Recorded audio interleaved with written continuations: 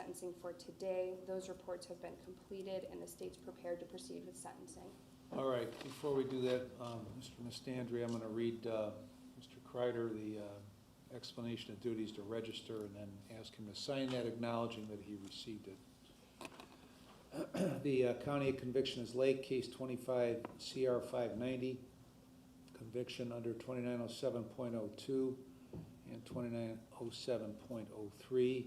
Kevin E. Kreider, expected residence address 683 Liberty Street, Painesville, Ohio 44077.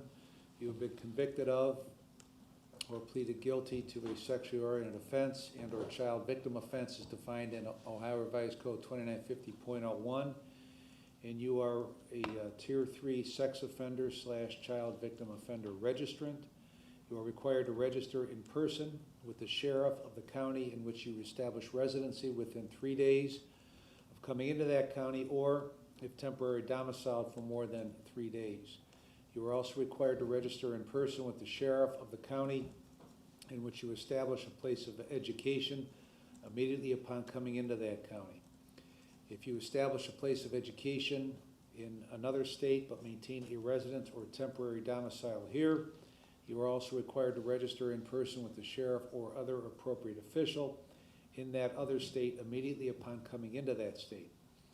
You are also required to register in person with the sheriff of the county in which you establish a place of employment if you have been employed for more than 3 days or for an aggregate of 14 days in a calendar year. If you establish a place of employment in another state but maintain a residence or temporary domicile here, you are also required to register in person with the sheriff or other appropriate official in that other state if you have been employed for more than 3 days or for an aggregate of 14 days in a calendar year. Employment includes volunteer services. You are required to provide the sheriff temporary lodging information, including address and length of stay, if your absence will be for 7 days or more. After the date of initial registration, you are required to periodically verify your residence address, place of employment, and or place of education in person at the county sheriff's office no earlier than 10 days prior to your verification date. If you change residence address, place of employment, and or place of education, you shall provide written notice of that change to the sheriff with whom you have most recently registered and to the sheriff in the county in which you intend to reside or establish a place of employment and or place of education at least 20 days prior to any change and no later than 3 days after change of employment. If the residence address change is not to a fixed address, you shall include a detailed description of the place or places you intend to stay, and no later than the end of the first business day immediately following the day you obtain a fixed address, you must register with the sheriff at that fixed address. You are further advised, in accordance with federal law, you must report any international travel to your registering authority no less than 21 days prior to travel. Failure to do so may result in a criminal prosecution. You shall provide written notice within 3 days of any change in vehicle information, email addresses, internet identifiers, or telephone numbers registered to or used by you to the sheriff with whom you have most recently registered. You are required to comply with all of the above described requirements for the following period of time and frequency as Tier 3 for your lifetime with in-person verification every 90 days.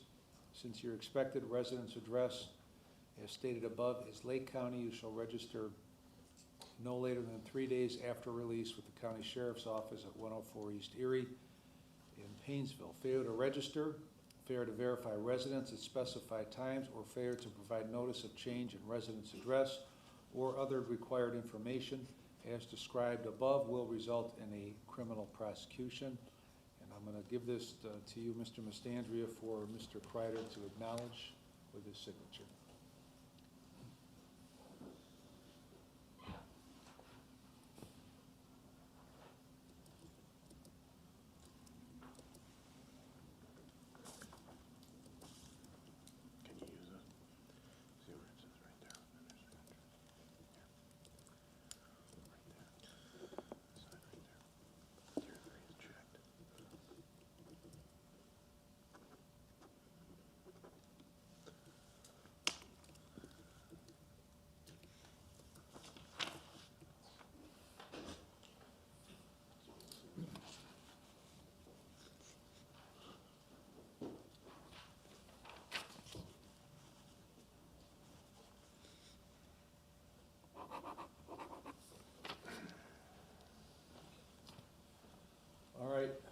Mastandrea, go ahead. Thank you very much, Your Honor. Rod Mastandrea, on behalf of Mr. Kreider. Your Honor, there's not much to say here other than I do want to say that my client is profoundly sorry for all of the actions and transgressions that have happened here. I'd like the court to know that all of the sentiments that are going to be echoed here in the sentencing memorandum, my client certainly is going to spend the rest of his life trying to atone for this. Whether or not he ever will be able to do that, I don't know, but I know that he certainly is very, very sorry. To that end, Your Honor, we would just like you to consider running any sentence that this court may impose concurrently, and we would ask that the court consider everything in the sentencing memorandum about my client. He's already 61 years old. He would like an opportunity in the twilight of his life, for any amount of time that is, to be around people that love him or around his family and continue to make those amends as much as he can. He understands that that's probably going to be a very, very far-fetched idea, but certainly my client cannot be more and more profoundly sorry. Thank you. Thank you. Mr. Kreider, what do you want to tell me before I impose sentence? I'm sorry for everything.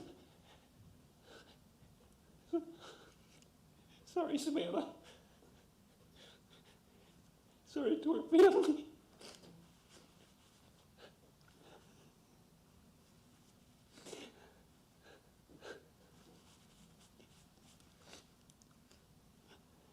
Sorry for everything.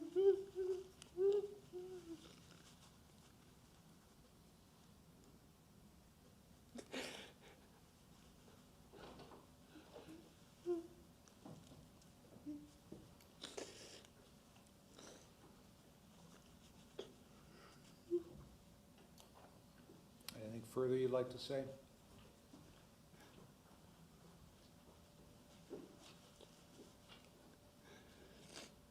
Sorry to everybody who's involved.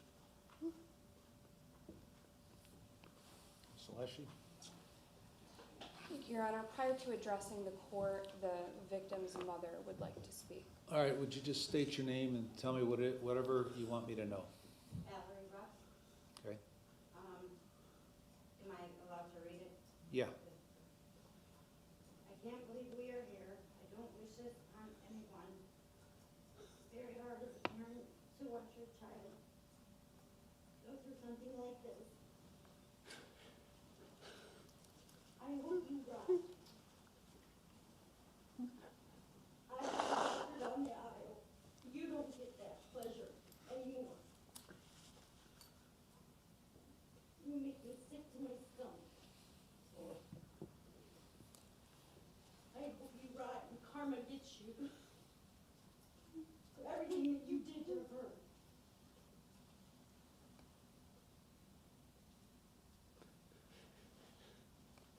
Thank you. Saleshi?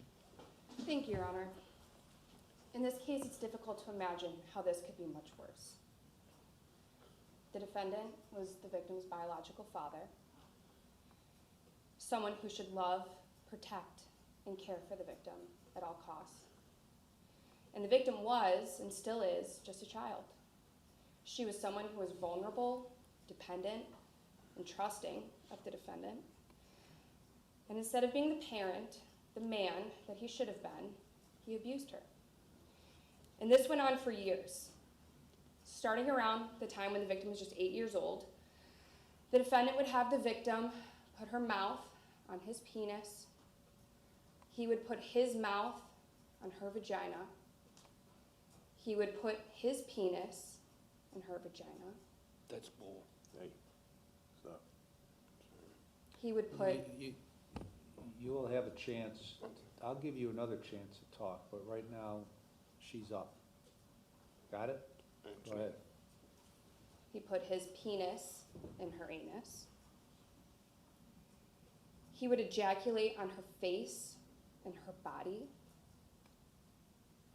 He would put whipped cream on her body and lick it off. He would show her porn. He would use a vibrator on her. And even when she wasn't at his house where he would have access to her, he would FaceTime her when she was at her mother's and ask her to take a shower and position the phone in a manner where he could see her showering. This went on for over 5 years. The harm in this case extends beyond just physical. We don't need a psychiatrist or a psychologist to come in here and say that the victim will endure lifelong emotional trauma as a result of this. She already is in therapy. Her childhood, her sense of security, and her trust in the most fundamental human relationship in her life were taken from her. And the victim in this case was not just young, she was profoundly innocent. One thing that stood out to me when I was evaluating this case was when I reviewed the victim's cell phone extraction, which had a search history that was asking if Santa was real. I think that single search is a glimpse, a heartbreaking window into just exactly how old and how innocent she was at the time that this happened. She was a little girl trying to understand the world, seeking answers about Santa Claus, and the defendant was sexually abusing her, and that stark contrast could not be more disturbing. I recognize that the defendant took some accountability by pleading and avoiding having to put the victim through a trial in this case, but he still continues to minimize his conduct. In the pre-sentence report, he stated he did not put his blank in her, and I assume he was referring to his penis. And given his response here in court, he said, "That's bull," when I mentioned what exactly happened. When asked what he did do, he said he played with her, he guesses. And when asked how long this went on, he said a little while. There's no sentence that this court could impose that can undo the damage the defendant has caused here. But this court can ensure a punishment that reflects the seriousness of the defendant's conduct and protects the community from an offender who betrayed every conceivable duty as a parent and a human being. The charges the defendant pled to in this case do not merge. Each count he pled to was for a different type of sexual conduct. One count for fellatio, one count for cunnilingus, one count for vaginal penetration and intercourse, and one count for anal penetration. The state is asking for a maximum consecutive sentence. I understand, I recognize, and I appreciate that this will be virtually a life sentence for the defendant, but I think anything less would be a life sentence for the victim. She deserves to graduate high school, to go to college or start a career, to start a family if that's something she wants, without having to worry about where the defendant is or what he's doing. A maximum aggregate sentence here would not be disproportionate to the defendant's conduct, and we would ask that the state impose such sentence. Thank you.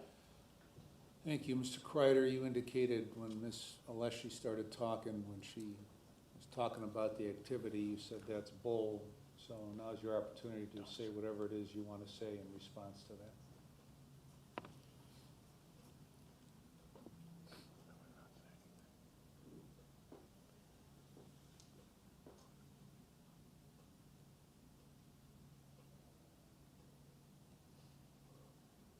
No. What? No. No? Okay. Well, it's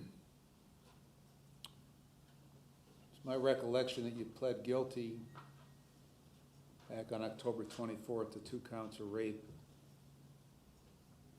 for the specified activity outlined by Ms. Alessi, and 2 counts of sexual battery with the activity outlined by Ms. Alessi.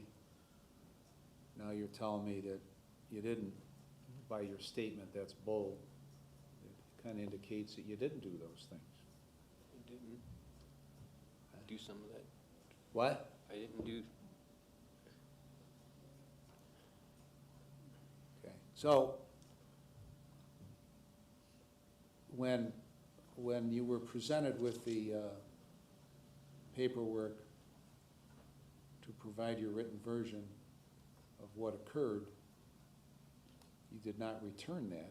You indicated to the correction staff that you could not read or write and could not fill out the pre-sentence questionnaire. Is that true?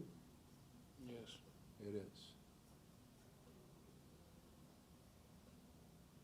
You're aware that your phone, the information on your phone was extracted, correct? mhm,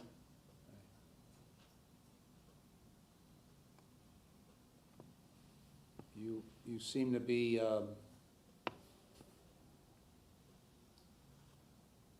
pretty proficient on the use of texts. Is that right? yes and no. Yes and no.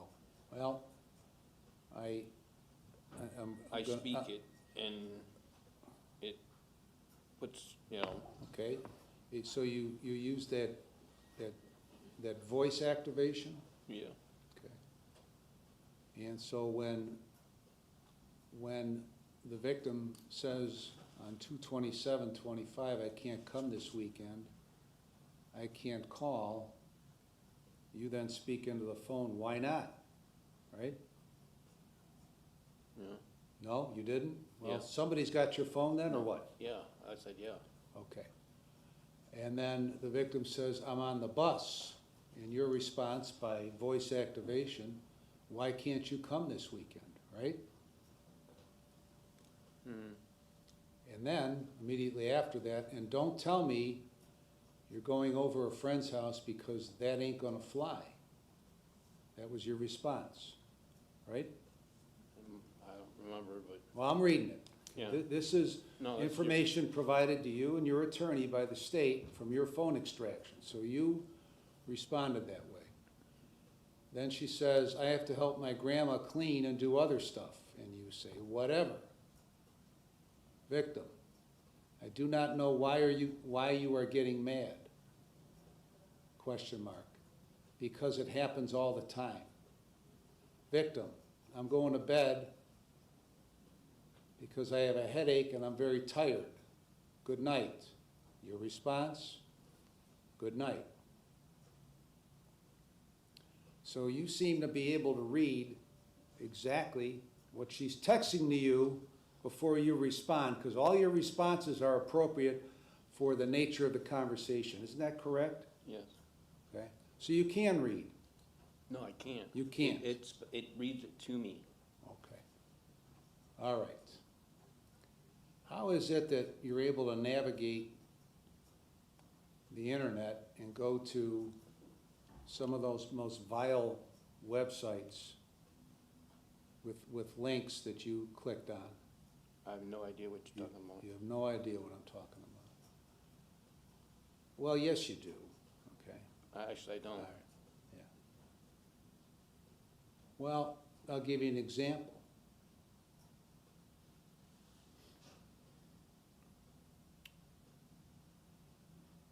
On 2/28/22, at 5:47 and 21 seconds, you click on a link that is https://www.ujiz.com, videos, stepdad fucks daughter who stayed home from, and then there's a bunch of numbers. There are countless websites, countless links that you clicked on and went to. Did you not? I might have. You might have. It's something Probably that, did. what, escapes your memory? I probably did. You definitely did. Yeah. Okay, so you're going halfway there. You're going halfway here with everything, okay? As Ms. Alessi indicated in your pre-sentence report, you indicate that you didn't do the things she said you did, right? That's what you told the PO, right? Right? Yes. Okay. That you just played with her a little bit. What does that mean exactly? What does that, tell me what that means.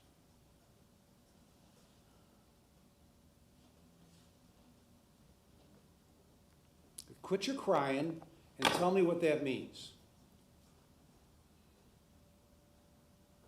Messed around with her. Okay. Tell me what that means. You tell me what specific activity you engaged in with that 8, 9, 10, 11, 12, and 13 and 14-year-old girl. Tell me. Stuff I shouldn't have done. What? What did you do?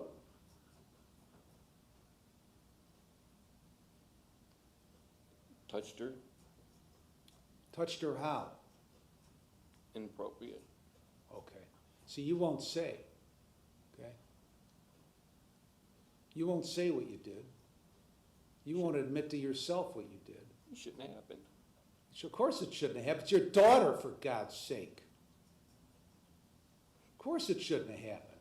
Now you come here, you profess to take accountability and responsibility for what you've done, and you don't take one bit of responsibility for what you did, because you can't even admit what you did. Sorry. You're sorry. Empty words, because you're not sorry. If you were sorry, you would admit what you did, but you won't do it. Just like you might have gone on these websites, right? I did go on the website. Right. Finally, an admission to something.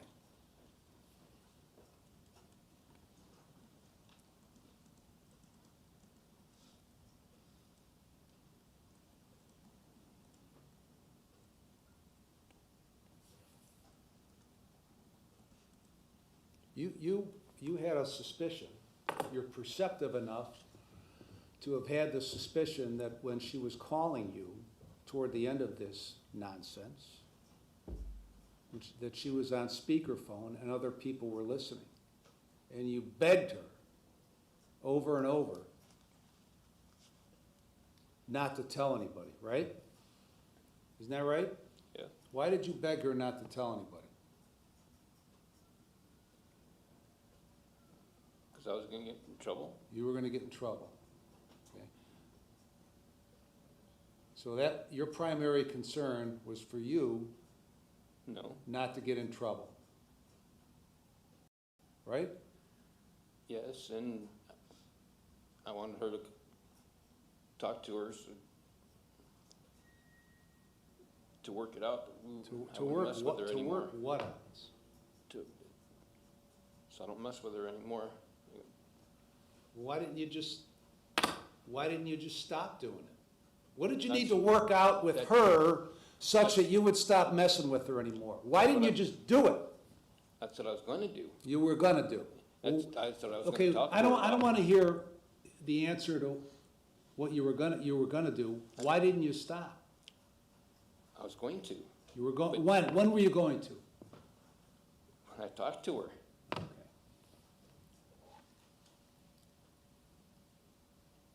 Great, that's a great plan after 6 years of this shit.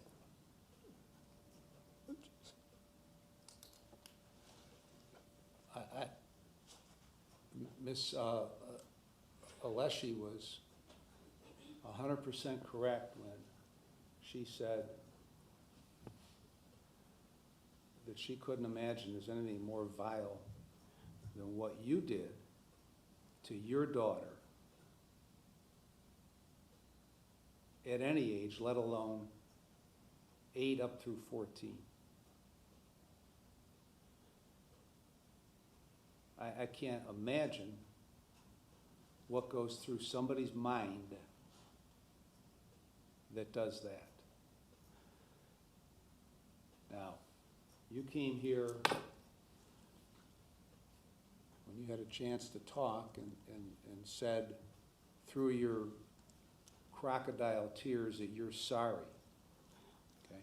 Now, when you were talking to the probation officer and compiling this report, not one time did you express anything that indicated you gave a damn about the situation that your daughter was in. Your daughter was in during these 6 years and will be in for the remainder of her life. All you care about, okay, all you professed to the probation officer to care about was getting out in 10 years. You know why that is? Because you're a selfish person. You were a selfish person with your daughter, and you remain selfish to this day. Not so. You are very selfish. You're the definition of selfish. All you give a damn about is you. Not true. Not true. Very true. I love her. Yeah. That's ridiculous, okay? That's an offensive statement that you love her, okay? After you did what you did to her for all those years, so don't give me that crap.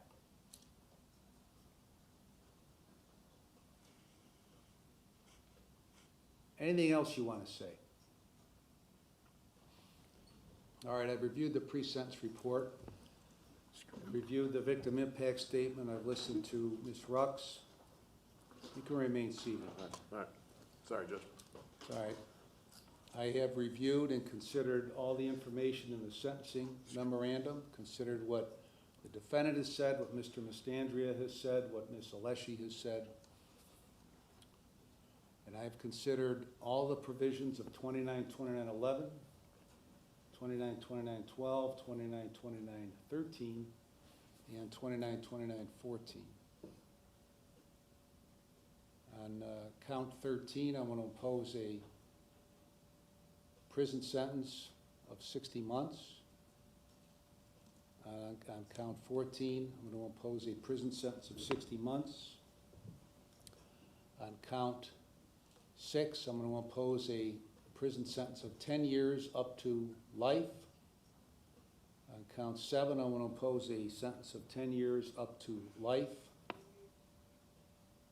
And these sentences will be consecutive to one another. And that's because consecutive service is necessary to protect the public from future crime by you and for the appropriate punishment. And they are not disproportionate to your activity that you engaged in, to that seriousness, and to the danger you pose to the public. Now, there were you pled guilty to 4 offenses, 4 separate offenses. So they were committed as part of one or more course of conduct that went on for upwards of 6 years. And the harm caused by you to your daughter by at least 2 of these offenses committed were so great or unusual that no single prison term for any of the offenses committed as part of that course of conduct adequately reflects the seriousness of your conduct. So, and I have, just because it seems to be a specific issue, considered the overall length of this sentence. Now, when you get out, you will be on post-release control for 5 years under the parole authority with conditions. If you do not follow their conditions, they could return you to prison as part of this sentence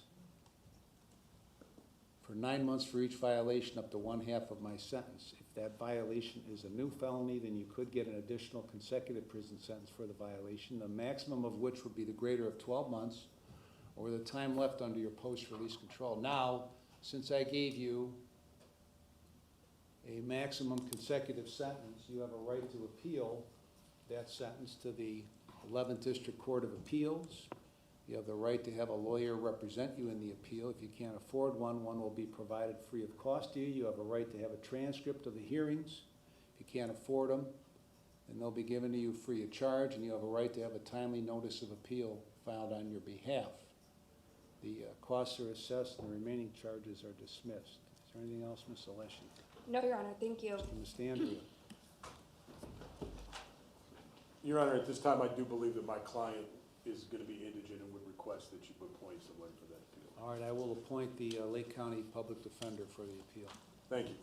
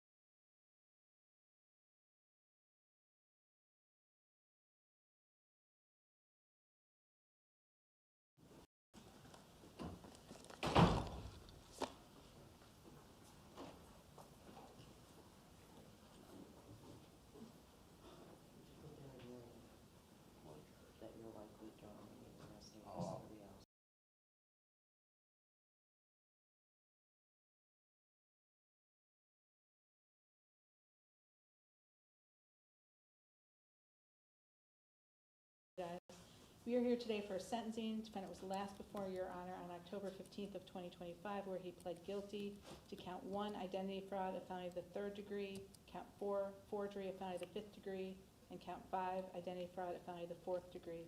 At that time, a pre-sentence report and victim impact statement were ordered. The state's understanding that a victim impact statement as well as a pre-sentence report have been completed and provided to the court, and that all parties are prepared to go to sentencing at this time. Thank you. Thank you, Mr. Levy. Good morning, Your Honor. May it please the court. Your Honor, my client stands before you having accepted responsibility for his actions, entered guilty pleas.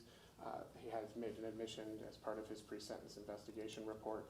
He also made an admission at the time of the incident to police. Your Honor, my client had significant restrictions on his driver's license. He was not able to obtain a valid license and ended up obtaining 2 vehicles. One was obtained for his co-defendant, which she paid for in full. The other one, he used a identification that wasn't his, ultimately, which with I think a worse credit score than he would have had, but a valid license nonetheless to obtain a vehicle and financing for a vehicle. He did put $5,000 down on the vehicle. It indicates that he made approximately $5,000 of payments for repairs, which may have included a new battery. Your Honor, and he did make payments on the vehicle, took the vehicle in for service and the like. Unfortunately, while there for service, he did also obtain a loaner in that name, but there was no damage. I don't believe there's any restitution. The vehicle was recovered, as discussed in chambers, with the money that was paid on the vehicle, that there was no economic damage and may have actually been an economic surplus. Not that that in any way excuses his actions. But Your Honor, this isn't a case where he got a vehicle in someone else's name, beat the vehicle up, drove it, left it in a ditch somewhere, and moved on to harm the next person.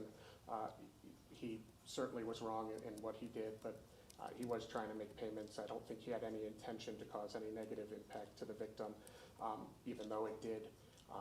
And Your Honor, he accepts responsibility. He's apologetic for that. That certainly wasn't what he was looking to do. He was just trying in any way to obtain a vehicle and pay for it. Your Honor, he is working and has been working through Juergens, and we had some discussion, and maybe my client could clear that up. Initially Juergens, which placed him at Mid-Forge West, and he is through them and through tuition assistance enrolled in Tri-C in engineering school to start the spring of 2026, so shortly here. He's managing his diabetes. He's also arranging and helping to financially support his mother, who's a stroke victim, in nursing facilities. Your Honor, he has cleared up his driver's license and is now valid, which I know is a significant hurdle, and there were a number of financial obligations and other obligations he needed to meet in order to do that. He's working, he's making a nice living, he's enrolled in college. I believe that while there were past offenses and past transgressions, that he does finally have himself in line. He is on community control out of another county. Your Honor, I believe that we would request that this court would consider the principles and purposes of felony sentencing and find that the least restrictive sanction that would protect the community and punish and meet all of the factors and obligations would be a period of community control.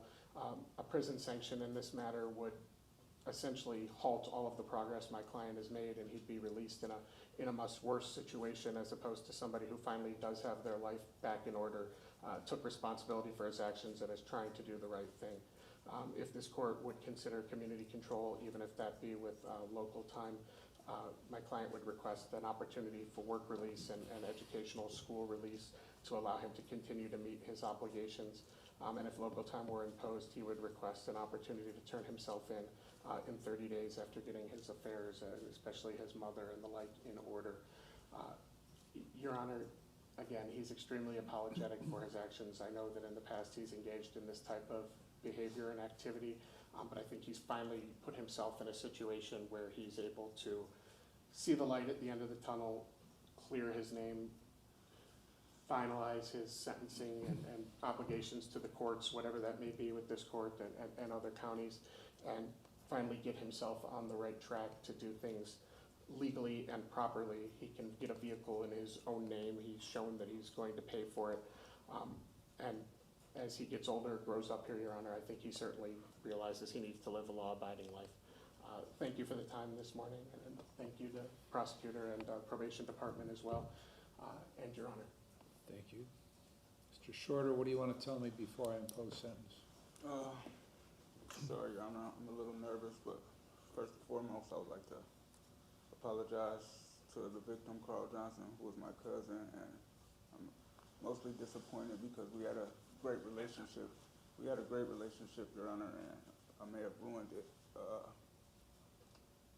But yes, Sounds like it from when the victim impact statement I got from him. but yeah,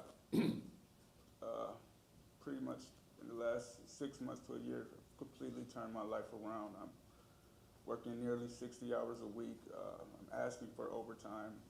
I don't have a vehicle yet. I'm saving money. I'm walking to work to save on, saving from Uber and Lyft, ride sharing. I'm doing my best, Your Honor. I've set up payment plans and paid off all my fines and costs to get my license back valid.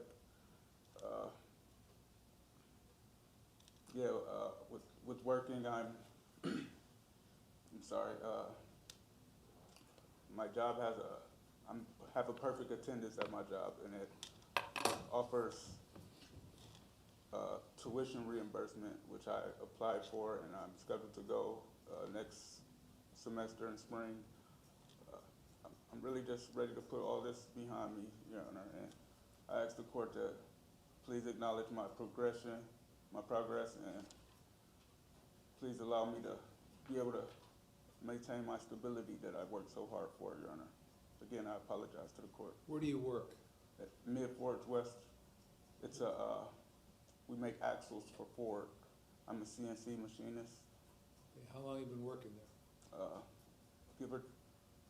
Give or take with this company, Jergens is the temp agency, but give or take with Midwest Forge, maybe 6 months. Okay. Did you get that job through a temp agency? Yeah, And what was the temp agency's name? Jergens. Where did you work before that? It was a job called Presswright. It was also CNC machining. Where's the temp agency located? 152nd in Waterloo, Cleveland, Ohio.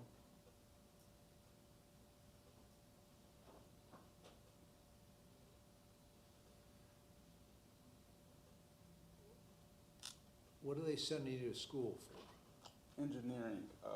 Right now I'm just a CNC machinist, but engineering will help me be more troubleshooting to the machines. And Okay. Are you hired permanent at Midwest? as of now, yes, I just recently was hired into the union. Okay. So if that's the case, it tells me that you have a level of intelligence that is beyond the people that normally come here. I agree. So why have you been screwing around for the better part of 10 years now? To be honest, Your Honor, I dug myself in a hole, and Right, the question was why you did that. If you're Right. this smart, why were you doing this stuff? Because you've been here before, right? correct. Finances, Your Honor, like I wasn't the best with it, and at the time I tried to cheat, and it was easier for me to get the vehicle the way I did versus pay off all my license, which I should have did from the beginning. Well, it was temporarily, it was easier. Yeah, So what did you do in Stark County for your identity fraud? Stark County, I knew a gentleman who we had opened up a bank account, and we had a disagreement, and he basically went to the police and said that he wasn't involved in the doing, like there was no, Well, what was this agreement you had? Who's this person? his name is Wahid. he's in Stark County. The agreement was that we were, again, this is not who I am today, but the agreement was that we were gonna, open up a bank account and try and, you know, do a money scheme or whatever.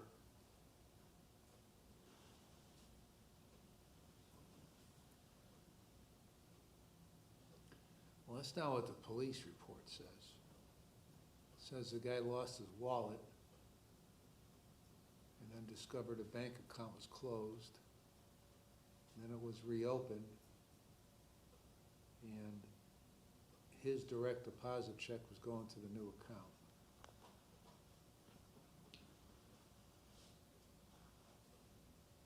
It's a lot different from what you just told me. Yeah, that was his version, I believe. He was trying to get restitution, which there Okay, wasn't. how did you know this guy, Wahid?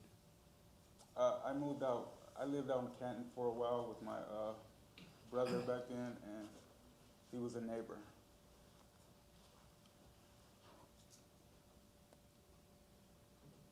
So,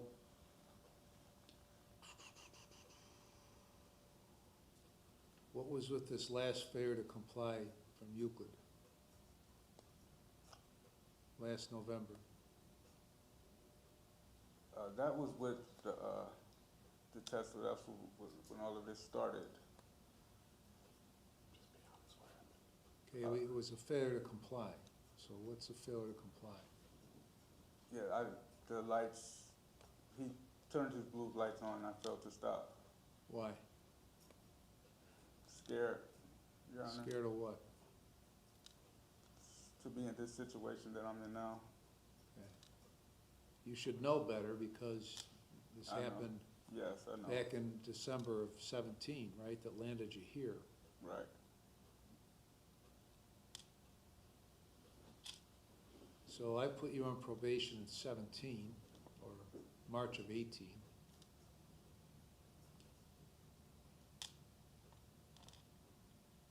Violated for smoking pot.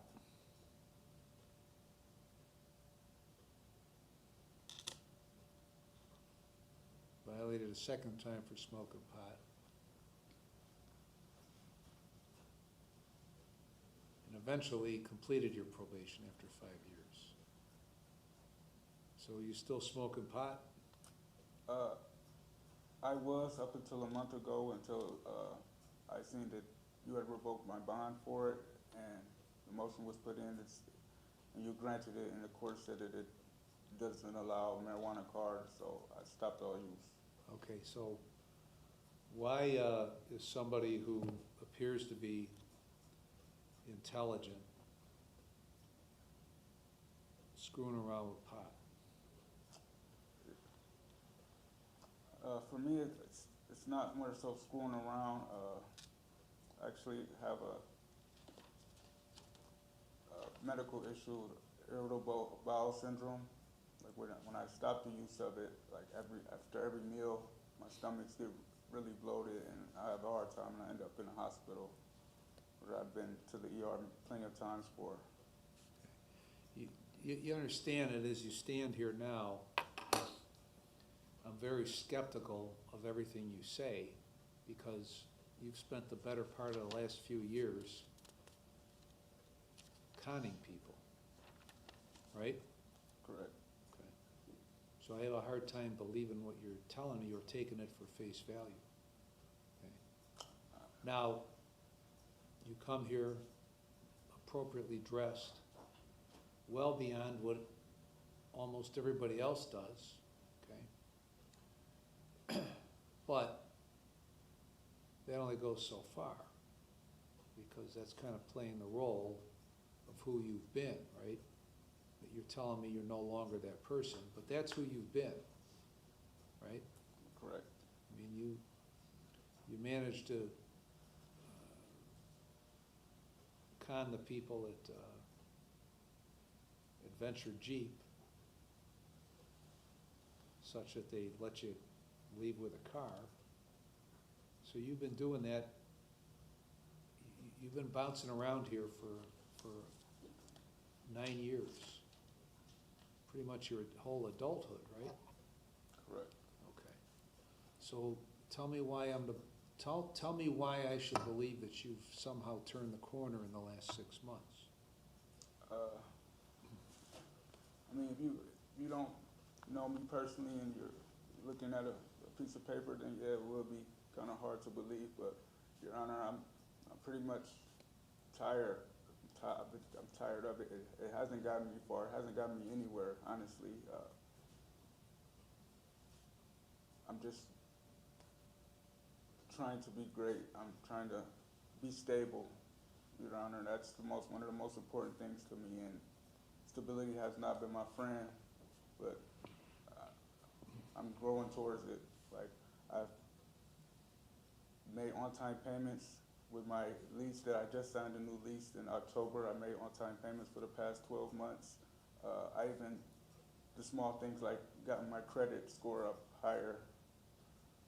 Just working and trying to pay my way to do the right thing, Your Honor. When did you get your license back? A few weeks ago, I just paid off everything.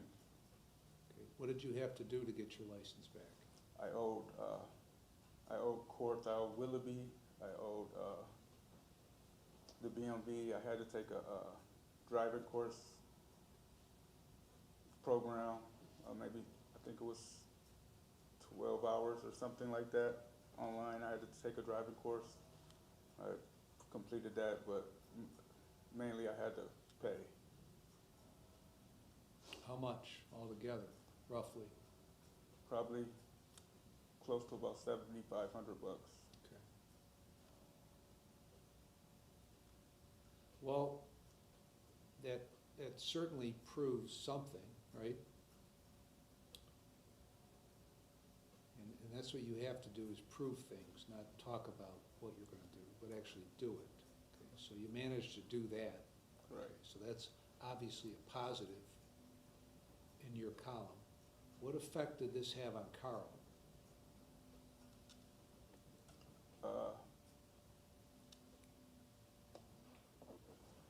Honestly, I don't want to sound like that guy, but I don't know what do you mean with effect? Like, emotionally or financially, there was no effect on him, Like, I just couldn't get the car in my name, and I thought that would be an easier way, which I thought at the time it was, but I used all my funds. I didn't, steal any finances from him or anything. I made payments on the vehicle. I even got the vehicle fixed, which turns out to be it was a waste of money because the car was returned, like even, it was returned in 60 days, so it didn't even impact his credit score or his credit,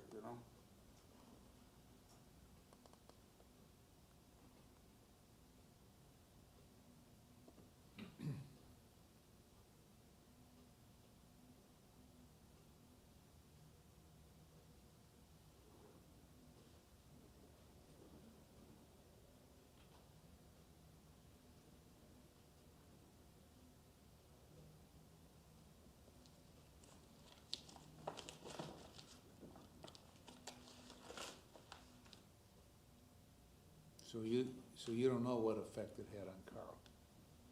No, You've been under no contact order. correct. Your Honor, he's been under no I contact. understand that. Well, it did have an effect on Carl. Now, you didn't think about that when you were doing this, right? That didn't concern you at all.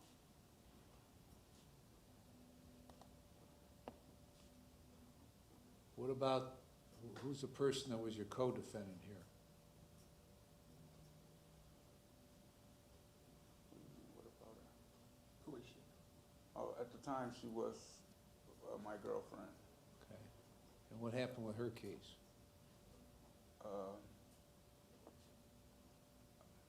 believe she got community control and some jail time.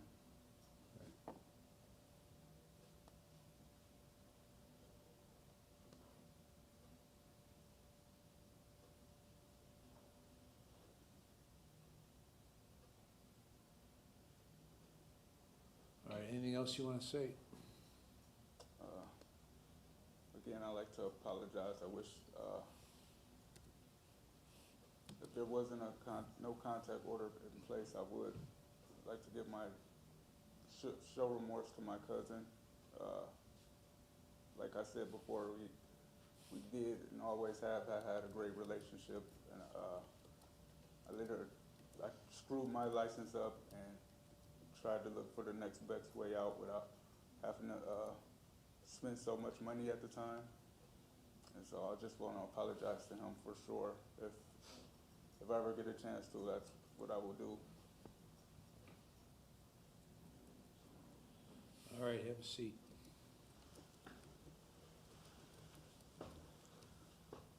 Scotts?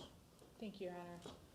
First, I want to clarify the facts. There was some confusion as to what was said earlier about what occurred.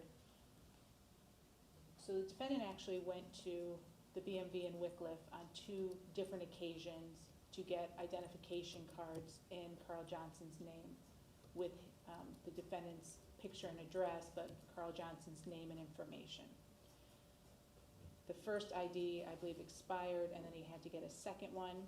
After he had the second one, he went to Mayfield Heights because Wickliffe doesn't do driving, and he got a temporary driver's license. That's what he used to purchase the Tesla in August of 2024. So the co-defendant is for the Tesla, not what was mentioned for it being the Buick. So when he went to buy it using Carl Johnson's name, he did not qualify for a loan, so that's when he called Ms. Toomer to come up for her to co-sign. She did sign her own name. The defendant, Mr. Shorter, signed Mr. Johnson's name and used that not accurate ID or temporary permit. So the loan was still in Carl Johnson's name. It is my understanding that Mr. Shorter was paying on it, but it's still in Mr. Johnson's name that he would have had that, as well as anything that is connected to the identification card or the driver's license. Then he went back to Mayfield Heights and got an actual driver's license after he completed his temp. After that had happened, he then went in October of 2024 with another female, a Jasmine Liggins, to purchase a vehicle in Paynesville Township. Now that vehicle was for Ms. Liggins. She paid the full amount. She didn't sign anything. The defendant signed again as Mr. Johnson. So she was not charged with anything as a co-defendant. That was quickly taken out of Mr. Johnson's name, because these titles were all in Mr. Johnson's name. So whether you want to say there was financial issue or not, he didn't pay on those loans, but he has a lot of things that are attributed to his name that he had nothing to do with. He did not have a driver's license. He had an identification card. I know the BMV was attempting to get him a new driver's license or ID number, because that travels with you through your life, and Mr. Shorter has skewed everything that is shown on his record. During the time frame that he was driving under Mr. Johnson's name, he was stopped and did have some sort of traffic ticket. He did pay it, which thankfully meant that Mr. Johnson didn't get a warrant for not knowing about it or doing anything, but it is still on Mr. Johnson's record. The other thing with Mr. Johnson, I don't know if he has been diagnosed with or not, but he does have difficulty and struggles in life, whether he's on the autism spectrum or has other mental illness aspects. This has affected him more than it might somebody who didn't have some of those issues. His brother helps him with a lot of his living. He was our contact person a lot of the times to get a hold of Mr. Johnson. Mr. Johnson did a victim impact statement. It's my understanding he's been struggling to clear up to get an ID that is only attributed to him and is not connected to what Mr. Shorter has put on paperwork and has been caused to be contributed or attributed to Carl Johnson. So he was very upset to find out that his own family member had done this to him. He has indicated that he has been traumatized and hurt and overwhelmed by all of this. People are trying to help him to figure this out, and it appears that that is very overwhelming and hard for him to deal with.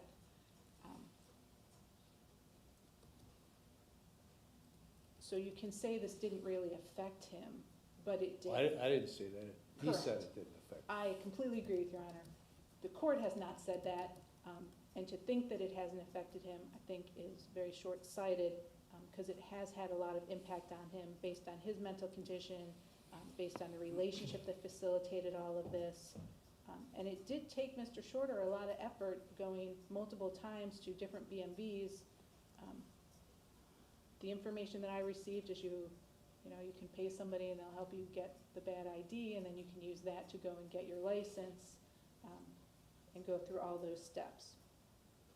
So then when he went to Chrysler Dodge Jeep Ram of Willoughby, he presents himself as Carl Johnson, signs numerous documents, pulls in Ms. Toomer to sign all these documents, and then he goes to DriveWise and buys this Buick to help this other female, keeps that a secret, to the point that when they're having jail calls, she keeps saying to him, Buick, be careful, Buick, because she knows that that was also done incorrectly.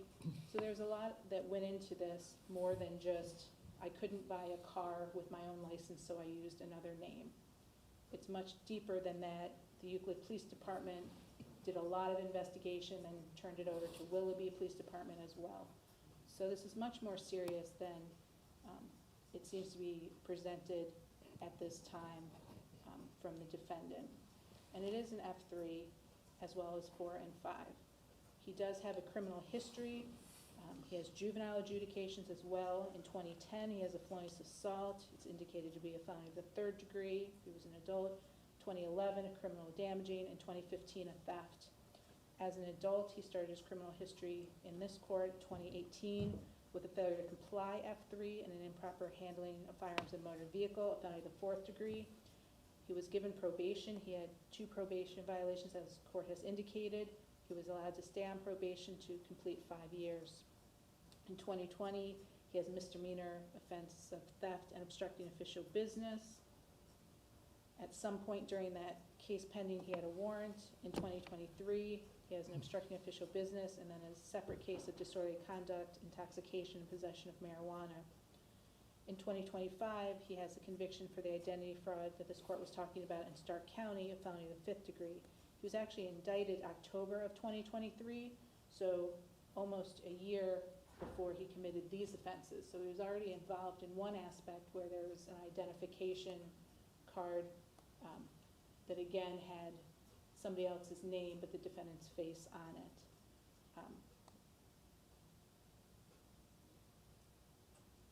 So he is on probation on that case, and then what started Euclid being aware of what was going on here is he has a failure to comply, which was reduced to a misdemeanor in Cuyahoga County, which is when this Tesla, he was pulled over in the Tesla eventually, had a lot of interaction with law enforcement at that time that was negative on scene. And then as they were looking into the Tesla and the information, they found out that his ID and everything was not proper. So he was under indictment when he committed these offenses. He tested positive for marijuana while on bond in this case. That was the reference to his bond was revoked, and then there was a motion asking for it to be recalled. It was recalled, but he clearly continued to use marijuana.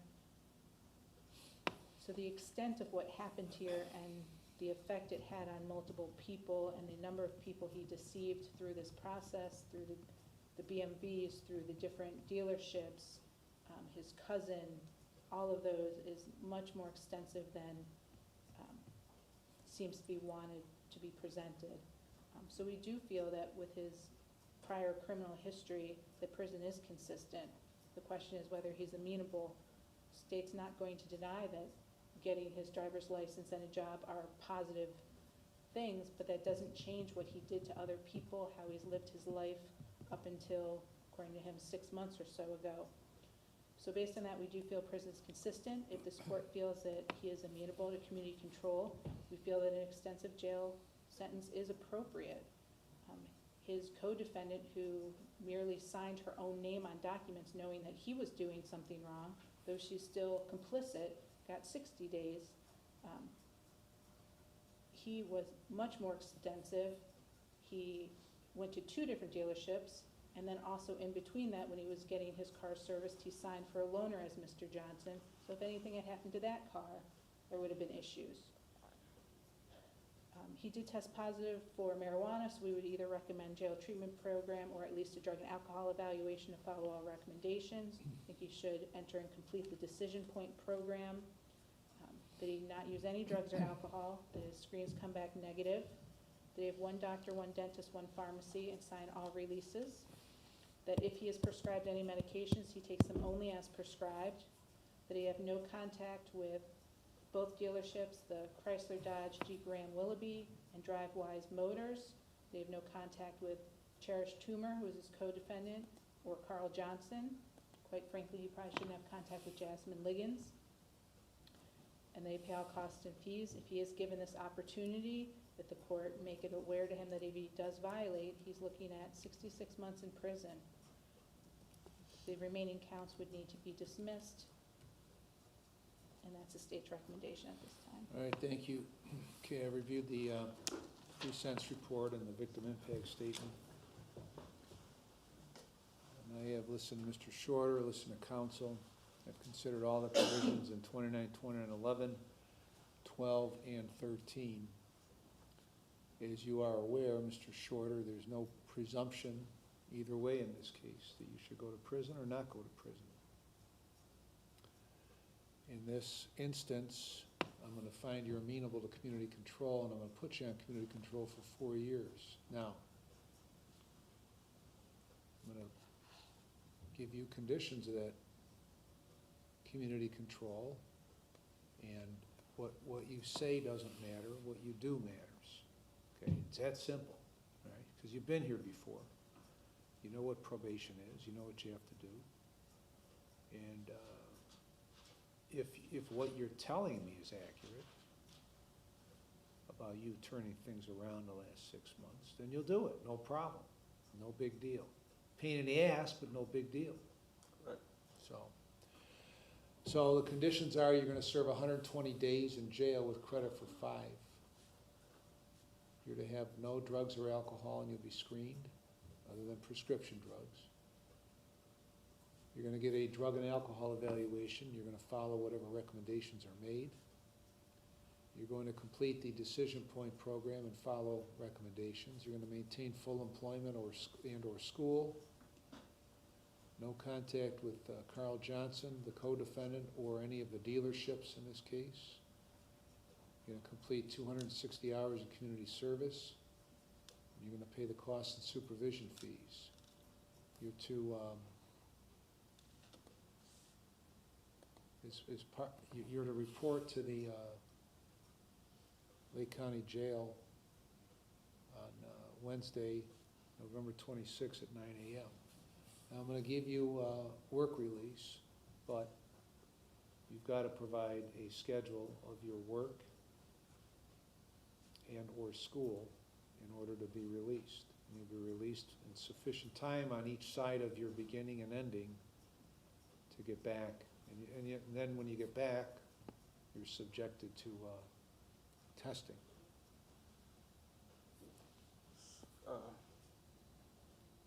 Suppose my job policy doesn't do work release. Well, what do they care as long as you're showing up? I mean, look, you've spent the last 9 years screwing around in the system, okay? So your penalty for screwing around this time after doing it so many times and doing the same thing, okay, before this time, okay, is this jail sentence. It's either that or a prison sentence. So you're gonna have to deal with the fallout from whatever you did, because this nonsense ain't fallout free, okay? You gotta deal with it. You're 29 years old. You're either gonna do what you told me you've been doing, or you're not, or you'll fall back on your old habits, okay? That's up to you. If this interferes with school or work, then it interferes with school or work, okay? But that's the penalty that you're paying for doing what you did. You're not penalty-free here. Understand? Yes, I understand. Now, if you don't comply, then the state files a motion to terminate your community control, and if I find that you violated, then there's 66 months in prison waiting for you, okay? So, once again, you figure out how you wanna live your life. Because if I'm to take what you say is true, up until the last 6 months, an intelligent guy has been doing nothing but trying to figure out how to circumvent the system. So figure it out. The remaining charges are dismissed. Anything else? Yes, Your Honor, is the community control concurrent on each count? Yes, And I apologize, did you say 4 years? yes, Of community control, and how much was the community service hours? 260. 260. Thank you. That's all from the 52. state. 52 hours per year, 1 hour per week, not too onerous. Mr. Levy, anything else? Just to clarify for my client's knowledge, marijuana is not considered a prescription drug and he's precluded from using marijuana, correct? It is not a prescription drug.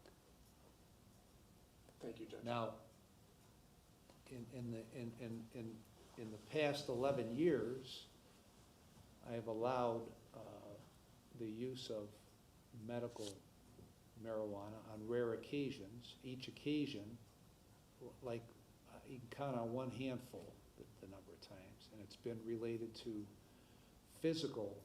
documented physical conditions only.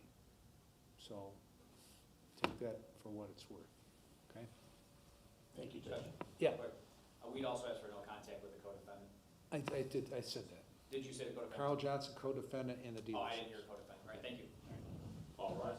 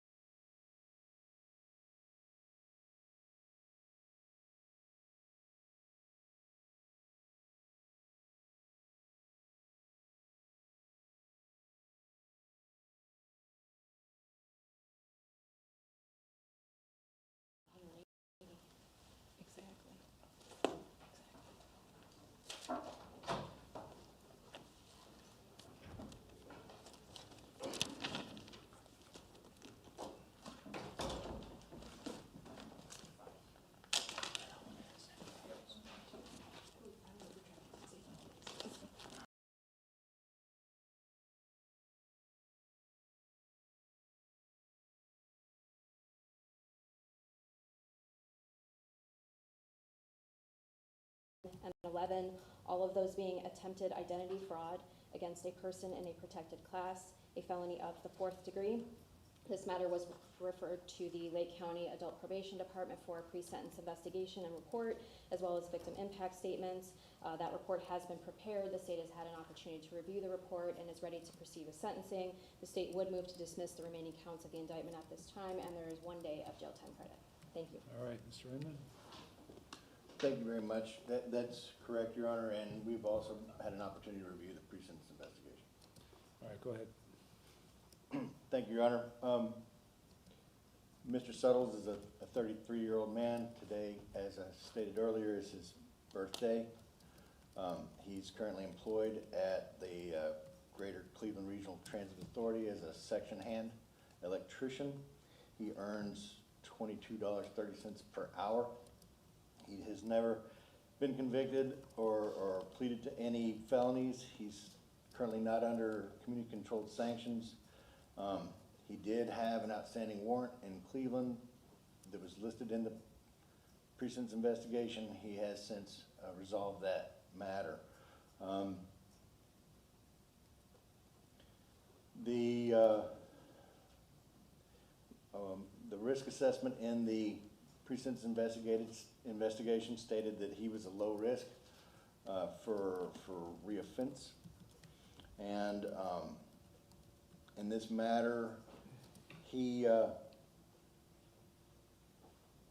never been convicted. Like, as I said, he's never been convicted of a felony before. He's never been convicted of a misdemeanor offense of violence within the last 2 years. There were no firearms involved. There's no prison involved. He's not on probation. No one was physically harmed. There's no bond violations in this matter. And as such, I believe he meets the requirements under the revised code for a community control sanction. And none of the disqualifying factors in the revised code 2913. And so we would request that he be placed on a community control sanction, and if any jail time is imposed, that he be allowed to work so that he may pay any restitution owed to any of the victims. Okay, thank you. Mr. Suttles, what do you want to tell me before I impose sentence? I just want to let the court know that I am extremely sorry, extremely empathetic for the victims involved. At the time, I was just under a lot of stress and responsibility, having to, pretty much bear the burden of my parent who was in dire need of help. And I took a shortcut. What exactly did you do? Pretty much what I did was I processed transactions for cell phone devices for customers that technically weren't there.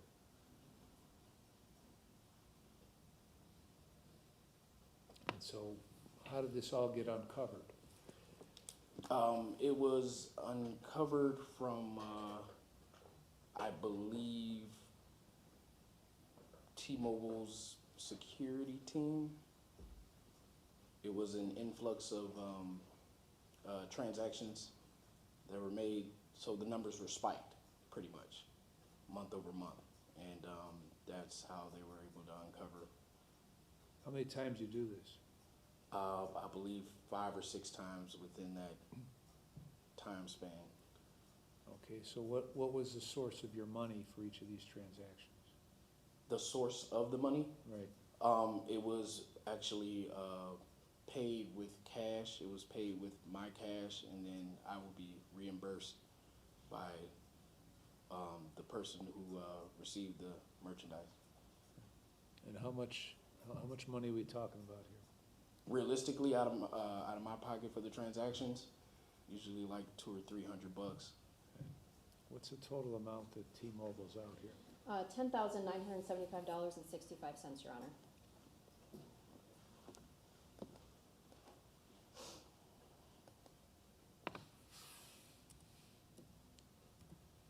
All right, so what's the reason you did it? Just to make extra money, just help my mom out. She was, she lost her house. At the time, utilities were shut off, no food. She was going days without eating at all. And it was solely to help my mother out.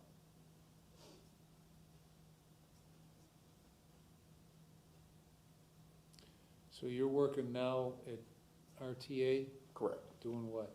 I'm a railroad electrician, pretty much. And where did you learn the electrician trade? So I learned that in high school. I learned that as a post-secondary with Ohio Technical College. Okay. So did you ever work as an electrician before? No, just as a welder. Why were you working at T-Mobile? Because I started out at 18 in college selling phones. I got really, really good at it. Like, really good. And I stuck with it. And at the time, it paid more with commission-based sales. How long had you been working there? At that particular location, I'd say 3 years. Okay. Where at, which one? In Willowick on Lakeshore Boulevard.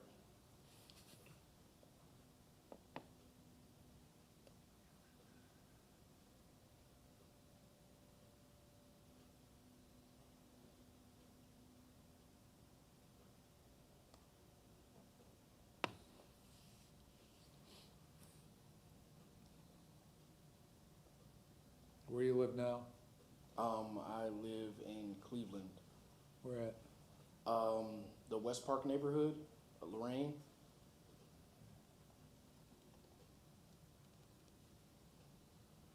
All right, anything else you want to say? Nothing else. All right. Ms. Himmeline? Thank you, Your Honor. In this case, the defendant stole merchandise from T-Mobile using stolen customer information that he knew was not legitimate and wasn't proper, to the tune of $10,975.65. But what's most notable in this case is that the 5 individual victims here were all elderly and or disabled. Some of them were in nursing homes, hospitalized for various reasons. So they didn't suffer any monetary loss, but it was certainly upsetting when the police showed up to them and let them know that their information had been used in this scheme. The defendant does have a prior history of probation violations and failures to appear in court. So for those reasons, the state is asking that the court impose a sentence of community control along with local jail time. Thank you, Your Honor.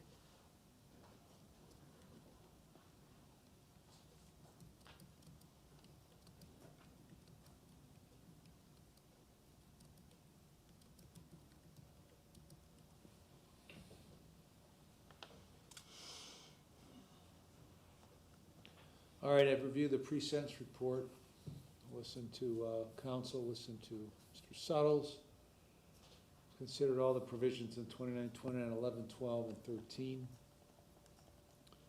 I find that you are amenable to community control, place you on community control for 5 years. You're going to serve 90 days in jail with credit for 1. You'd have no drugs or alcohol with screens.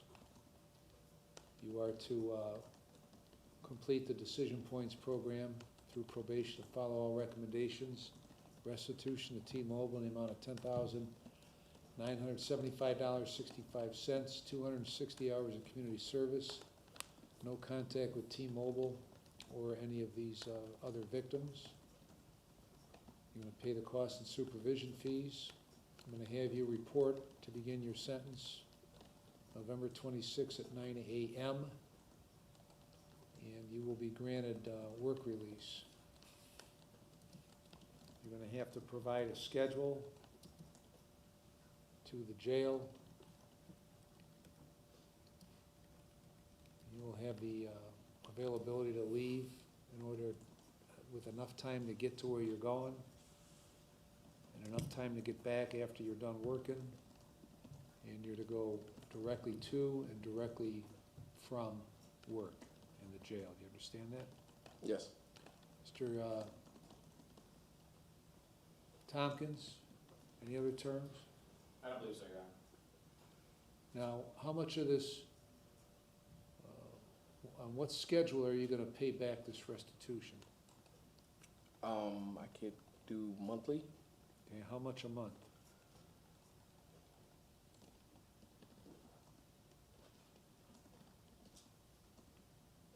How much do you make an hour?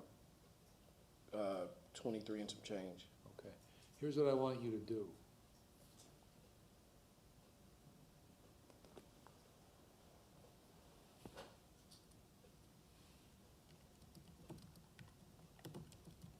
Between now and when you start your jail sentence, you're gonna come up with a list of income and expenses, and you're gonna give that to the probation officer with a proposed amount that you're gonna pay each month toward restitution. Now, it didn't take you long to steal this stuff, so I don't want it taking long for you to pay it back either. You understand that? I understand. And then once that's given to me, I'll set the amount that that is to be. The remaining charges are dismissed. Anything else, Ms. Himmelay? No, Your Honor. Mr. Inman? No, thank you very much, Your Honor. All right, we're adjourned. All right.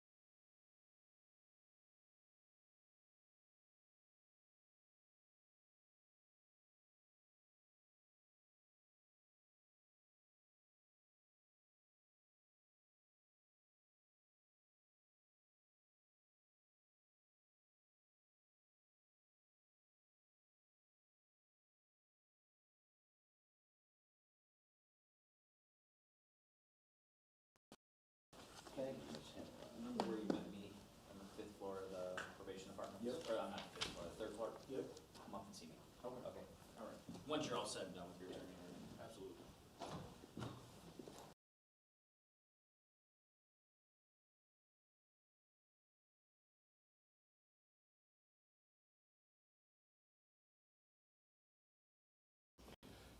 Thank you very much, Your Honor, that's correct, and we've also had a chance to review the pre-sentence investigation. Okay, go ahead. All right, thank you, Your Honor.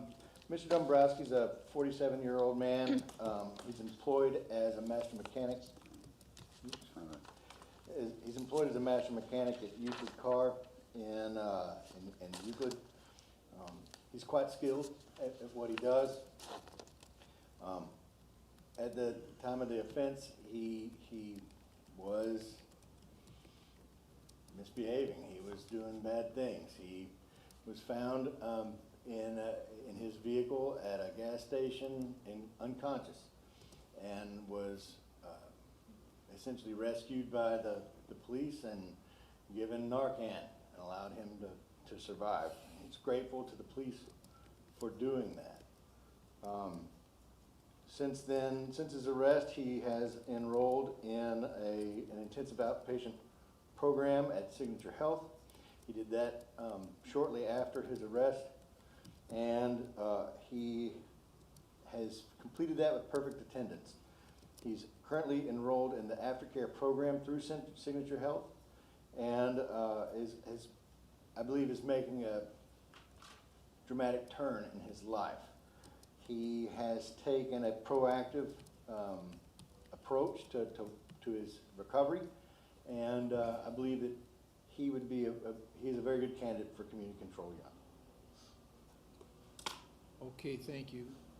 Mr. Dombrowski, what do you want to tell me before I impose sentence? Well, Your Honor, I realize that that was not a great example that I should be setting for my kids, and I am very grateful for the police finding me that day and essentially saving my life.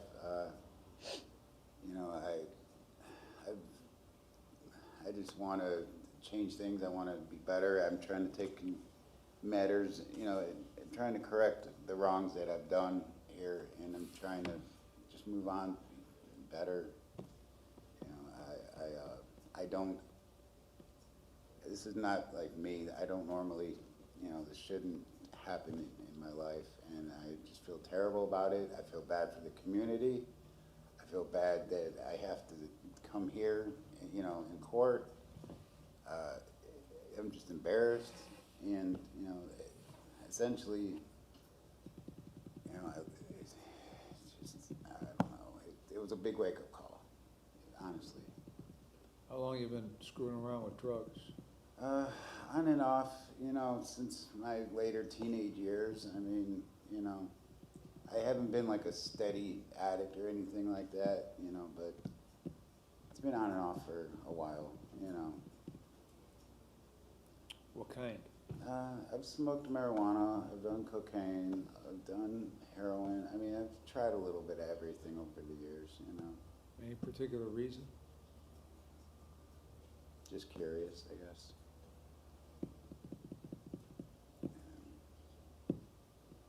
Some was probably peer pressure, being around the wrong crowd. I mean, I know better now than to, I have children that I have to try and direct in other directions to say, do not do this, don't hang out with these people, don't,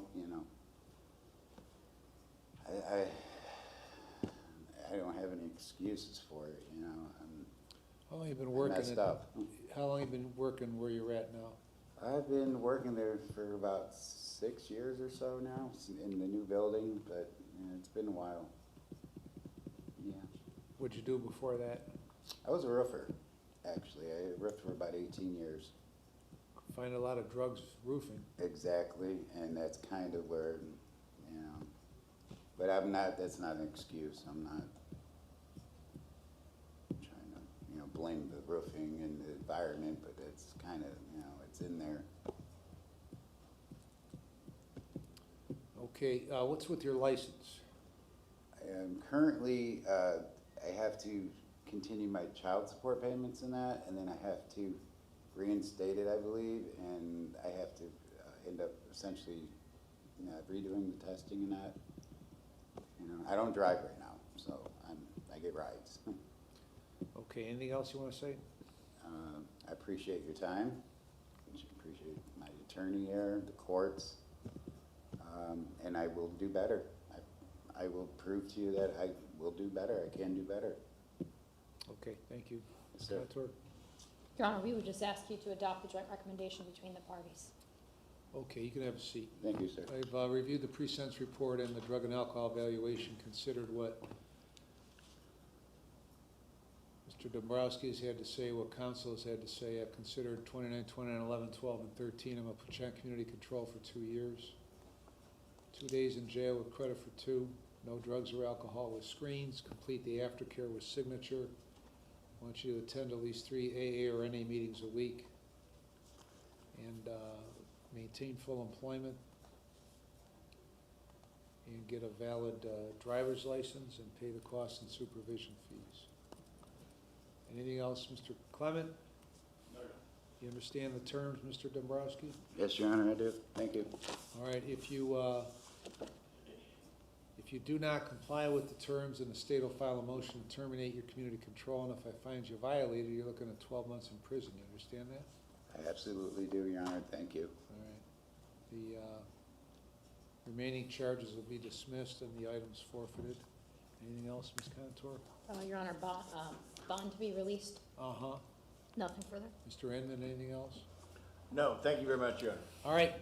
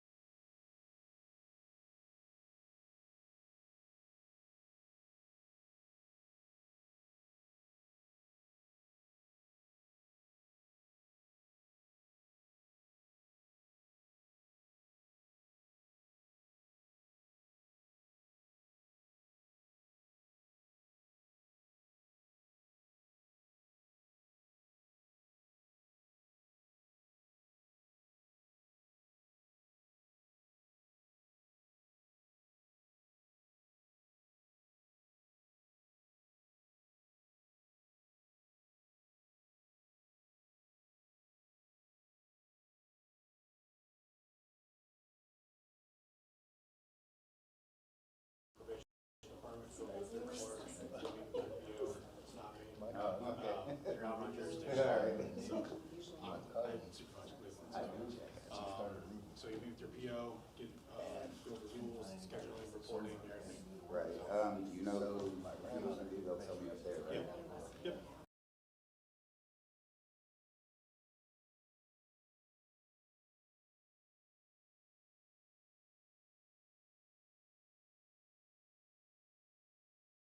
along with the attached firearm specification for 3 years under 2941.145. There is, the state would recommend prison in this case. Thank you, Your Honor.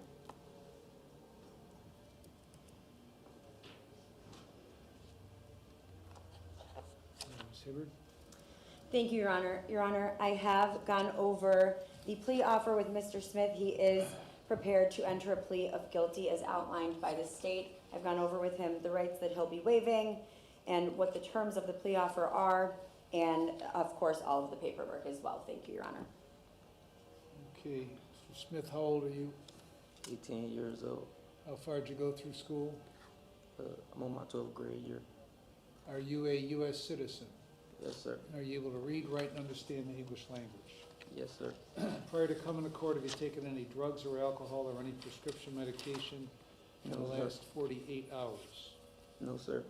Have you ever been diagnosed with or treated for any mental illness? No, sir. Did you get a copy of the indictment? Yes, sir. All right, it's my understanding you're going to plead guilty to count 1, as amended to include the victim from count 2. That's aggravated robbery of felony 1, Yes, sir. as well as both firearm specifications. No, Your Honor, the 3-year firearm specification, Okay, as well- 2941.145. All right, as well as the second firearm specification in the indictment, the 3-year firearm specification.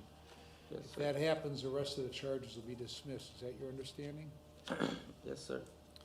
All right, before I accept your guilty plea, I need to determine that you know and understand the constitutional rights you'll be waiving, the consequences of your guilty plea, and the maximum penalty I could give you. And I need to be satisfied that your guilty plea is being made freely, knowingly, and voluntarily. I'm going to ask you questions. If you don't understand a question, let me know. If you want to talk to Ms. Hibbard some more, let me know that, and I'll give you more time. You understand that? Yes, sir. You have a constitutional right to have a trial, either to me or to a jury of 12 Lake County citizens. You understand that right? Yes, sir. Are you waiving that right? Yes, sir. If you go to a jury trial, all 12 members must agree to a guilty verdict before you can be found guilty. Do you understand that right?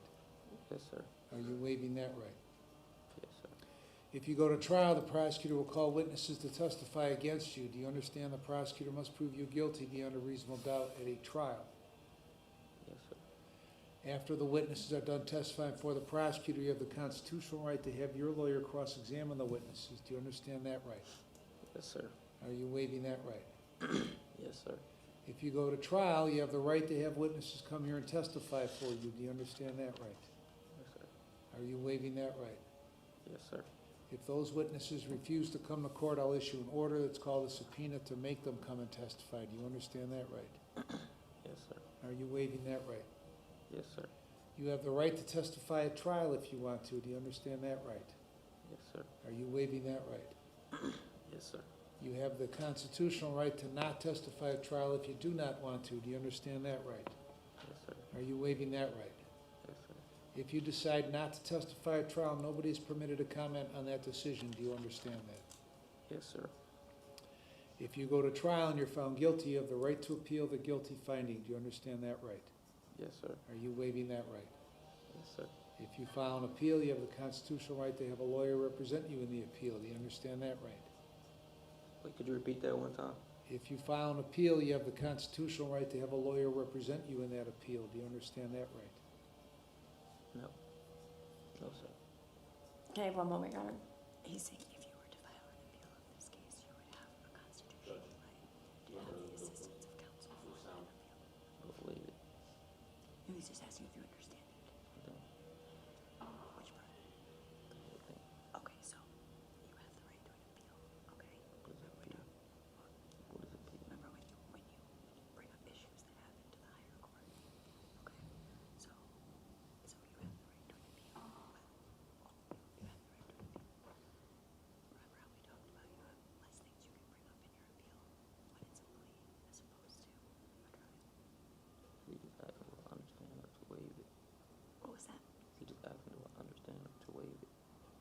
He's asking if you understand that you have that right, and that if you were to have an appeal, you would have the right to have an attorney assist you with that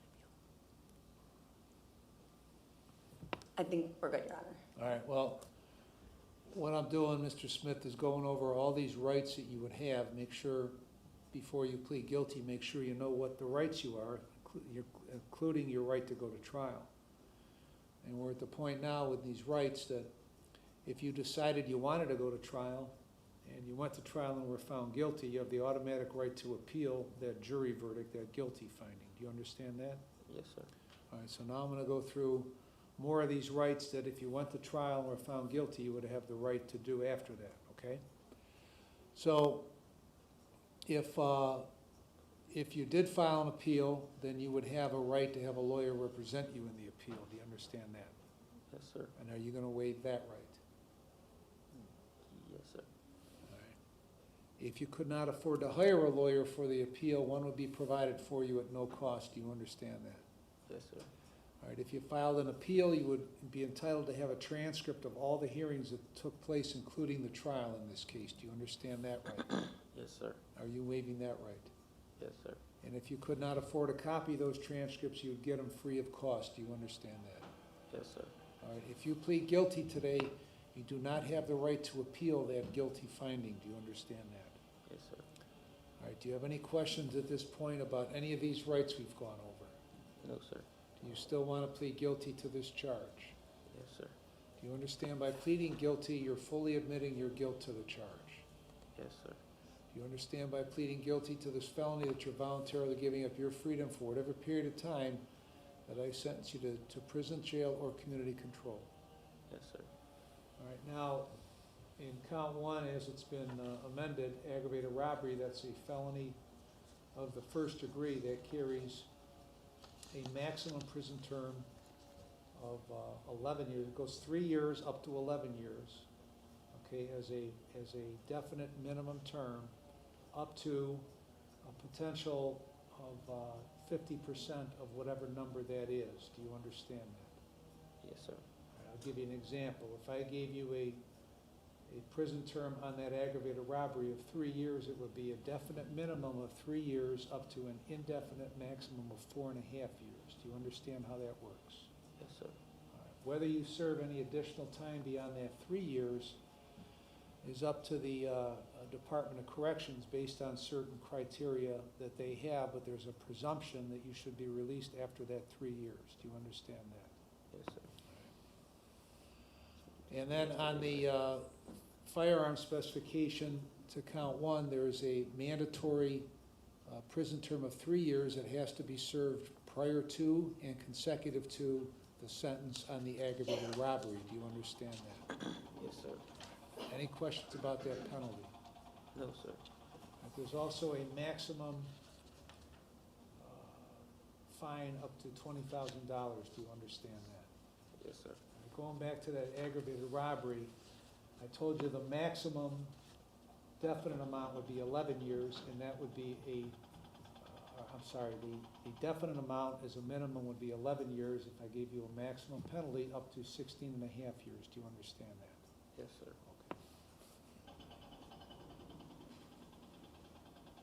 There's also a presumption on the aggravated robbery that a prison sentence will be imposed. Do you understand that? Yes, sir.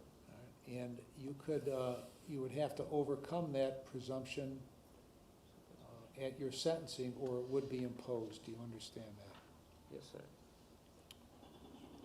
Do you understand your felony? Do you understand your felony conviction will prevent you from owning or possessing a firearm? Yes, sir. You understand that upon your release from prison, you will be on post-release control for at least 2 years, up to 5 years under the parole authority. Yes, sir. They will place conditions upon you. If you violate their conditions, they could return you to prison as part of this sentence for up to 9 months for each violation, up to 1/2 of my sentence. Do you understand that? Yes, sir. If the violation were a new felony, then you could get an additional consecutive prison sentence for the violation. Do you understand that? Yes, sir.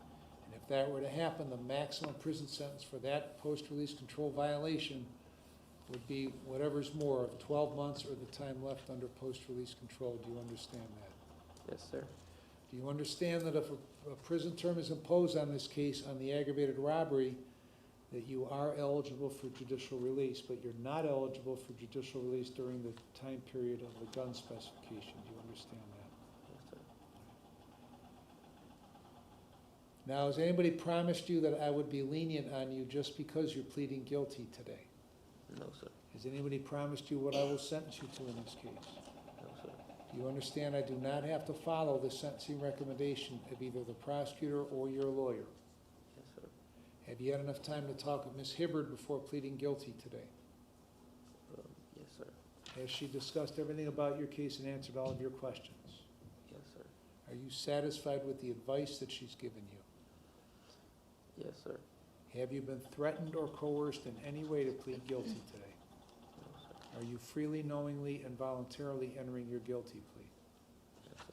Do you have any questions at this point? No, sir. All right, Ms. Himmeline, if the case went to trial, what would the evidence show? Thank you, Your Honor. Had this matter proceeded to trial, the state would establish beyond a reasonable doubt that on July 29th, 2025, in the city of Willoughby, Lake County, Ohio, the defendant, along with co-defendants De Niro Logan and Currency Fitzgerald, participated in committing a theft offense of a Cartier Moissanite watch from Jonathan Hernandez and a theft of a firearm, that being a Sig Sauer P365XL pistol from Enrique Hernandez. This was done without the consent of either victim. And during the course of these theft offenses, the defendant did have a firearm on his person and under his control, and indicated that he possessed said firearm along with the co-defendants, who also displayed and brandished firearms. Thank you, Your Honor. All right, Ms. Hibbard, anything to add to those facts? No, Your Honor, I would just briefly note the distinction that the watch, it suggested that that watch had a really high value, but it was not in fact a real Cartier watch. All right, Mr. Smith, did you hear what Ms. Himmeline said that the facts would show if the case went to a trial? Could you repeat that? Did you hear what Ms. Himmeline said about what the facts would show if the case went to a trial? Yes, sir. And are those facts true? Yes, sir. All right, what is your plea to aggravated robbery, a felony of the first degree? Guilty. And what is your plea to the three-year firearm specification to count one? Guilty. Ms. Hibbard?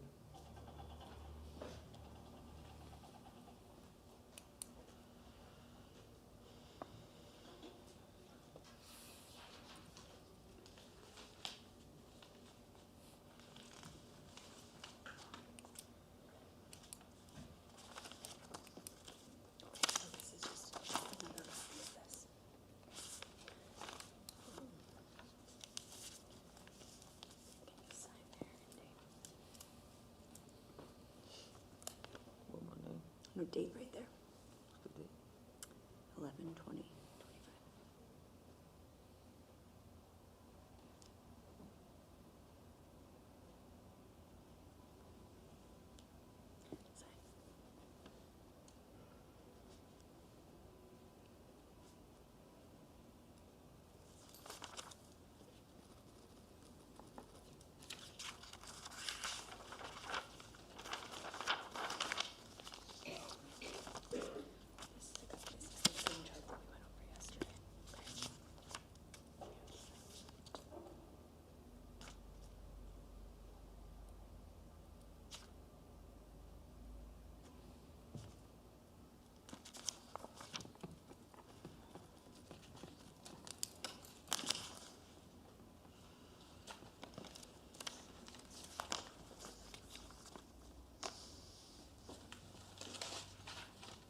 Your Honor, I have the written plea of guilty and judgment entry that was signed by the defendant in open court. It's also signed by Attorney Hibbard and myself.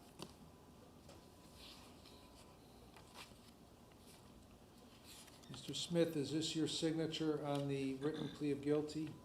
Yes, sir. And did you sign it voluntarily? Yes, sir. Do you want me to accept your written plea of guilty? Yes, sir. I accept the written plea of guilty. Defendant was present on Ms. Hibbard, advised of all of his rights, made a knowing, intelligent, voluntary waiver. He understands the nature of the charge, the consequence of his guilty plea, and the maximum penalty. Find it to be knowing, intelligent, and voluntary. I'll accept the plea of guilty and find him guilty of count one aggravated robbery as it's amended with the the second victim of felony 1, and the 3-year firearm specification. I'll refer this for a pre-sentence report, and a psychological evaluation. Sentencing will be January 16 at 10 a.m. Anything else, Ms. Hibbert, or Ms. Himmeline? No, Your Honor. Ms. Hibbert? No, thank you, Your Honor. All rise.